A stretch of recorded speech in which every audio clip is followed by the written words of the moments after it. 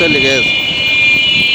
এটি গাড়িটা চালাতে এত সুন্দর লাগে, তাদের তো ফেলি দেয়, মার ধরে একটা মারিত করবে না।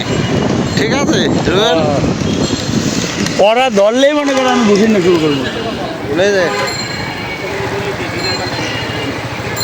যদি হোন্ডা পরে যে দেবো, হ্যাঁ গেলা কবে ভালো করে চালালে শিখবি। আমার যা চালায় 7 বছর ধরে আজকে। হ্যাঁ এরপরে সেতু পার হলাম 100 20 এরকম চলাচ্ছে চলাচল এলেন্ডার ওখানে গাড়িটা সেই সময় দাম লাগেছে, দাঁড়াইছে না, দাঁড়াশের করে গেল লো একবার টাকের সামনে বল, টাকের সামনে যদি কেউ পড়ি যায় হাইওয়ে রোডে নিশ্চয়ই অন্য কোনো দেখবে কালার বেন্ডুল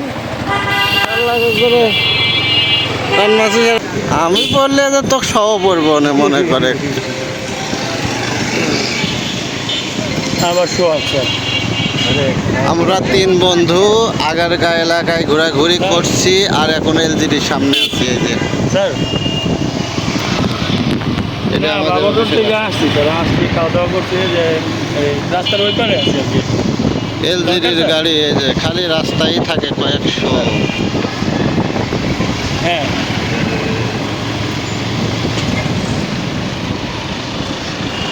ও আচ্ছা আচ্ছা ঠিক আছে, বুঝতে পারছি স্যার। ওই গাড়িতে গেছেন এই তো?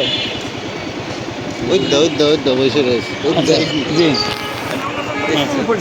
পড়ছে ডান এক এ দেখেন আপেল ঢেক গেছিল, ঢেকেই ফাঁক হয়ে গেছে। এবার তো আপেল ঢেক দিবি, আপেল মানে এখানে ব্যাগে রাখছে না একটা আপেল, এর ভিতর ঢেকে গেছে ধরি এখানে ওখানে লক ছুটি গেছে, ওখানে ফাঁক হয়ে যায় কথা কি।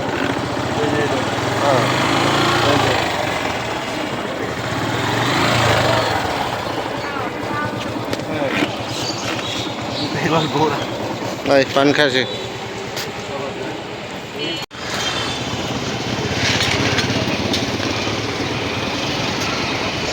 পান খাওয়ার চাচ্ছিল ভাইয়া, পান খেলাম।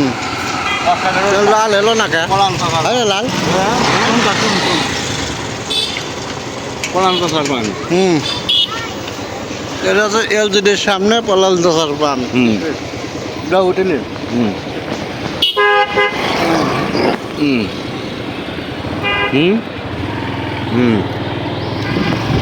তবে সামনে যাওয়া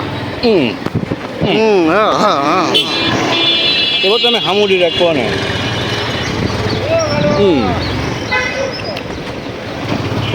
তুই আবার মস্তানি মতো তো যায়নি, আটটা আটটা যা দেখতে না, সামনের ব্রেকটা একটু কমই, পিছনের ব্রেকটা সকল মাঝে চুন ঢুকবে।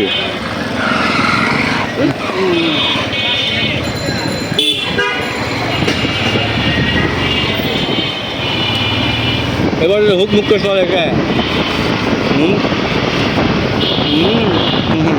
রাত থেকে নিশ্চয় নেবে কাঠি মাছ শুরু করবো, মানে যার গায়ে লাগবে তার কোনো দোষ নাই। না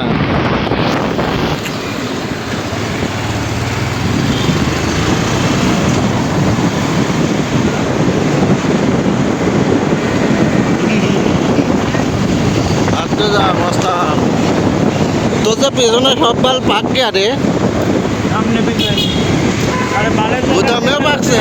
হ্যাঁ ওখানেও কেটে গেছে। ওরে আল্লাহ রে, কটা মানে আপাতত দুটো দেখা গেছে।